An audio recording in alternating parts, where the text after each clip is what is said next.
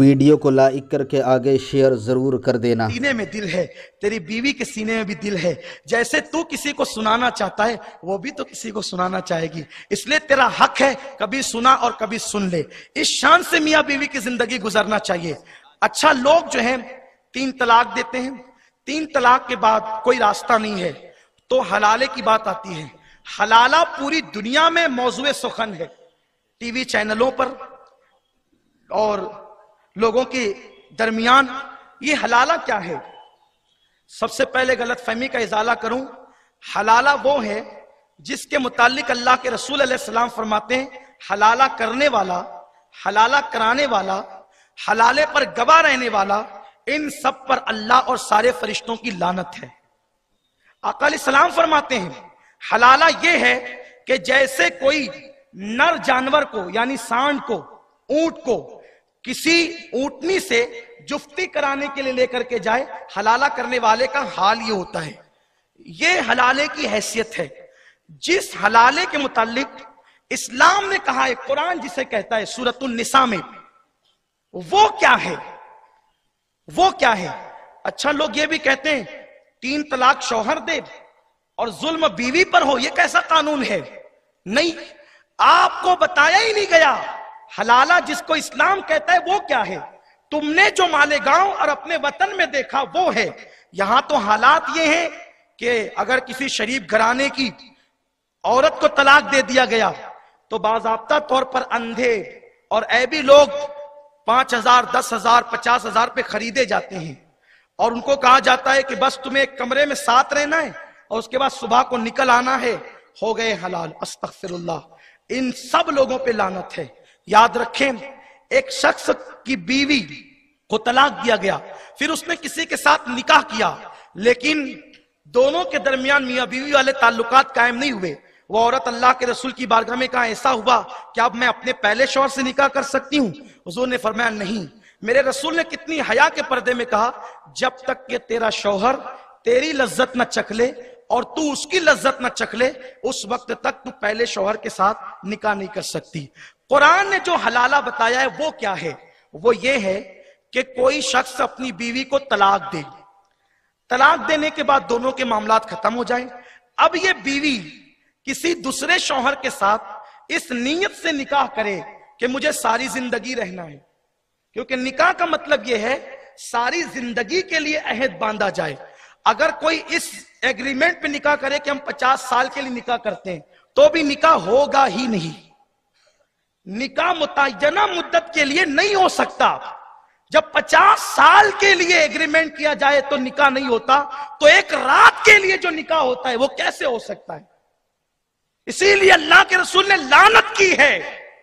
लोगों, तलाक देने से पहले सोचो और तुम इस तरह के हीले न बनाओ वरना तबाह हो जाओगे। अल्लाह के कानून के साथ खिलवाड़ न करो वरना तबाह हो जाओगे। 3-3 तलाकें देकर हीले बनाकर अपने घरों में रखते हो। उठाकर हदीस देखो, अब्दुल्ला इब्ने मसूद कहते हैं मैंने अपने रसूल से सुना है कि करीब क़यामत एक दौर आएगा कि लोग पक्की पक्की तलाकें देकर अपनी मुतल्लका को अपने घरों में रखेंगे और उनसे बच्चे पैदा होंगे, और वो जितने बच्चे पैदा होंगे वो जिना की पैदावार होंगे। जब पैदावार जिना की होती है तो शराफत की उम्मीद कहां से इन्हें रखी जाए? और याद रखें, जो आजकल दुनिया के अंदर बेअदब लोग हो रहे हैं ना, इसलिए कि जो हलाली बेटा होगा वो काफिर तो हो सकता है, बेअदब नहीं हो सकता। और बेअदब वही लोग होते हैं जिनके खून के अंदर शराफत नहीं पैदा होती। तो याद रखें, वो दौर आ गया, देख लो अपनी आंखों से कि अल्लाह के हबीब ने, गैब दा नबी ने आज की सर्वे रिपोर्ट हदीस में पेश की थी। और उस्ताजुल उम्मा इब्ने अब्बास कहते हैं कि लोग 3 तलाकें देकर भी घर में रखेंगे, रख रहे हैं लोग। ये दुनिया तो 2 दिन की है, कब तक जियोगे, कब तक रहोगे? अल्लाह के कानून के साथ खिलवाड़ करते हो और उस पर कुरान और हदीस की अपनी तबीयत के मुताबिक दलीलें पेश करते हो। याद रखो, अगर कौम की मर्जी की बात करना है, कल अल्लाह को मुंह दिखाना है, रब की बारगाह में हाजिर होना है, तो हलाला कुरान ने यह बताया कि कोई बीवी तलाक पाने के बाद ہمیشہ کی نیت سے کسی کے ساتھ نکاح کرے پھر وہ اس کے ساتھ رہے لیکن ان کے درمیان نہ بنے اور اب دوسرا شوہر بھی طلاق دے دے تو عدت گزارنے کے بعد اب اگر وہ چاہیں تو اپنی مرضی سے پہلے شوہر کے ساتھ نکاح کر سکتی ہے. یہ حلالہ ہے. اس میں کس پر ظلم ہے؟ اس میں ظلم کس پر ہے؟ ہاں اگر ایک صورت یہ بتائی جاتی ہے کہ ایگریمنٹ نہ کیا جائے یعنی جو ٹائم مقرر کیا جا رہا ہے اس کا ذکر نکاح میں نہ کیا جائے تو اس کو بھی ائمہ ثلاثہ نے مکروہ قرار دیا ہے اور امام اعظم ابو حنیفہ نے کہا گناہگار تو ہوگا لیکن جو ہے وہ حلالہ ہو جائے گا. میرے آقا صلی اللہ علیہ وسلم کے دیوانوں تو یہ چیز کہ طلاق شوہر دے اور حلالے کے لیے بیوی چلی جائے یہ اس پہ ظلم نہیں ہے. ایک بات آپ سے کہتا ہوں توجہ فرمائیں. ایک باغیرت شوہر اگر اس کی بیوی کو صرف کوئی دیکھ لینا تو اس کا پورا دن بے قراری میں گزرتا ہے کہ میری بیوی کو کسی نے غلط نظر سے دیکھا کیسے ہے نا. باغیرت شوہر کی اپنی طبیعت ہوتی ہے کہ کوئی غلط نظر سے دیکھے تو اس سے برداشت نہیں ہوتا.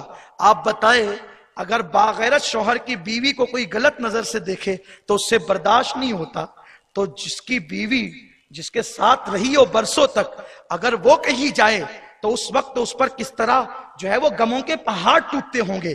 تو گویا کہ یہ سزا شوہر کے لیے ہے اور وہ بھی کس جو ہے وہ لطافت کے ساتھ ہے کس قدر پاکیزگی کے ساتھ ہے.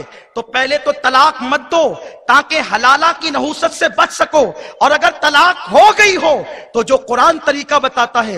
لوگ کہتے ہیں پنچایت لوگ کہتے ہیں سردار. ہم پنچایت اور سردار کی عظمت پر سر تسلیم خم کرتے ہیں لیکن اکثر جو لوگ فیصلہ کرنے بیٹھتے ہیں انہیں قرآن اور حدیث کی معلومات نہیں ہوتی اور لوگ منہ دیکھ کر اکثر فیصلہ کرتے ہیں. میں یہ نہیں کہتا ہوں کہ سب ایسا کرتے ہیں. رشوتوں کا بازار گرم ہوتا ہے یہ سارے معاملات ہوتے ہیں. اس لیے ہر بندہ اللہ سے ڈرے اور اسلام کے قانون کے ساتھ کھلواڑ نہ کرے. اللہ نے جو قانون دیا ہے وہ ہمارے فائدے کے لیے دیا ہے. کوئی عمل کرے تو اس کا خود کا فائدہ ہے عمل نہ کرے اللہ کا کوئی نقصان نہیں. لوگوں یاد رکھو اس لیے ایک دوسرے کے حقوق ادا کرو طلاق سے بچو اور اپنی بیویوں کے ساتھ رشتہ ہو جانے سے پہلے جیسے تم نکاح کے مسائل سیکھتے ہو علماء کے پاس جا کر نکاح سے پہلے طلاق کے مسائل بھی سیکھو کہ طلاق مذاق میں بھی ہو جاتی ہے طلاق غصے میں بھی ہو جاتی ہے طلاق شراب کے نشے میں بھی ہو جاتی ہے طلاق جو ہے وہ لکھ کر دینے پر بھی ہو جاتی ہے.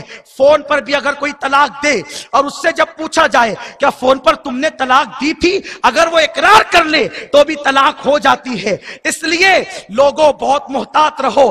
اور پھر تم نے طلاق کو کھیل سمجھ رکھا ہے. تمہیں بیوی دوسری مل سکتی ہے تمہاری بیوی کو شوہر دوسرا مل سکتا ہے لیکن وہ ننھے معصوم بچے انہوں نے کیا قصور کیا ہے تمہارا انہوں نے کیا بگاڑا ہے تمہارا. کل قیامت کے دن یہ ننھی معصوم جانے جو طلاق کے بعد ہوٹل پر پچری کرنے پہ مجبور ہوتے ہیں ننھی سی معصوم جانے تراشن بھرنے پہ مجبور ہوتے ہیں کسی کے گھر بچہ مزدوری کرنے پہ مجبور ہوتے ہیں. یاد رکھیں چوزے بھی بغیر مرغی کے پل جاتے ہیں بچے بھی پل جاتے ہیں لیکن جن کے سرپرست ہوتے ہیں ان کی تادیب ہوتی ہے انہیں ادب سکھایا جاتا ہے انہیں علم سکھایا جاتا ہے. طلاق پانے والی ماں اپنے بیٹے کو اپنے بچوں کو کبھی تراشن پہ بھیجتی ہے وہ کیا کرے اس کے پاس کوئی چارہ نہیں کبھی گلاس دھونے بھیجتی ہے کبھی کسی کے گھر جھاڑو دینے بھیجتی ہے. او ظالم باپ ایک باپ کے لیے تو میرے رسول نے فرمایا دعا والدہی لولدہی کدعا لکم کہ تمہارے باپ کی دعا تمہارے حق میں ایسی ہے جیسے نبی کی دعا امتی کے لیے ہوتی ہے. ایک باپ سچا باپ وہ ہے صرف بچوں کا منہ دیکھ کر ہر کڑوا گھونٹ پی لے. سچی ماں وہ ہے جو اپنے بچوں کا منہ دیکھ کر ہر کڑوا گھونٹ پی لے. ماں وہ ہے جو اپنا پورا شباب قربان کر دے اپنے بچوں کے مستقبل کے لیے. آج ظلم ہے کل راحتیں ہوگی آج تکلیف ہے کل اطمینان ہوگا. اللہ اکبر. اس لیے کبھی کبھی گھر کی زگ زگ پر ساس بہو کے جھگڑے پر طلاقیں ہوتی ہے